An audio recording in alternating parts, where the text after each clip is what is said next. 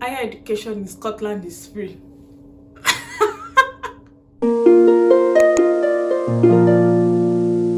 Hi guys, welcome to the channel. I'm sorry for that intro. That intro was new to this channel. My name is Favor. I'm currently a master's student at the University of Glasgow. If you can see at the back of there's a U of G that so shows that I'm a student of the University of Glasgow, and Glasgow is a city, a beautiful city in Scotland in the United Kingdom. Recently I was talking with one of my friends and she mentioned that higher education in Scotland is free. She also mentioned that international students were eligible to it.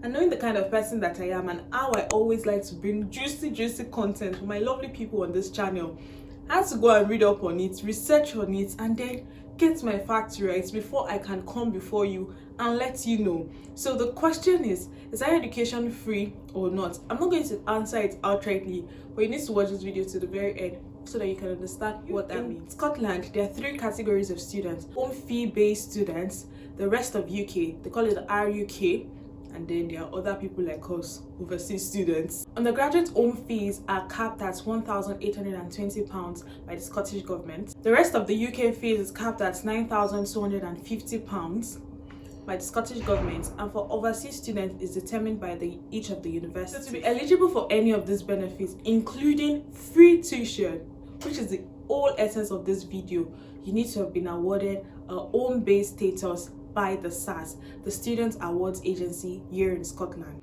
Now to the big question: who are those who are eligible for the free tuition? Who are those that are capable of benefiting from this mouth-watering benefits of free tuition fees in Scotland? You need to have a relevant connection with Scotland. This means two major things. You need to be ordinarily resident in Scotland and you need to be settled in UK. What does it mean to be settled in UK? It means you're somebody who is resident in UK without any limitation on your stay.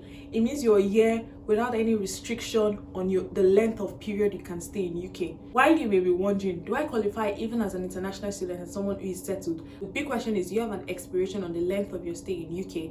If you do, like me, being an international student who is given a visa for a specified period of time, then you're not ordinarily settled in UK. The other ground talks about being ordinarily resident in Scotland. So being ordinarily resident in Scotland means you have lived in Scotland for a continuous period of 3 years. It is even categorically stated on their website, which I'm going to leave the link in the description box below, that if you are in the UK for study reasons, for full-time study reasons, you cannot be categorized as ordinarily resident or being settled in the UK.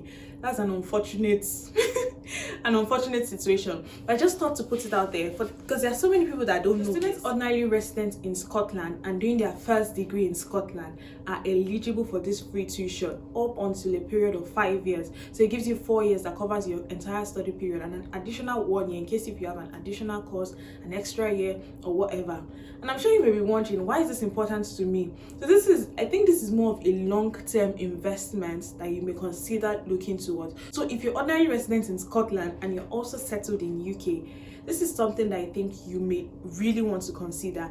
I mean, it's a viable option. This means you're not here on study, or you're not here on workers visa, you're here on an indefinite leave to remain, or you're here on any other form of immigration and visa that allows you to stay for an extended period without any expiration date. This is really something worth considering. You may want to consider the options of studying for free, or your child studying for free in Scotland, because I mean there's so many benefits that accrue to it.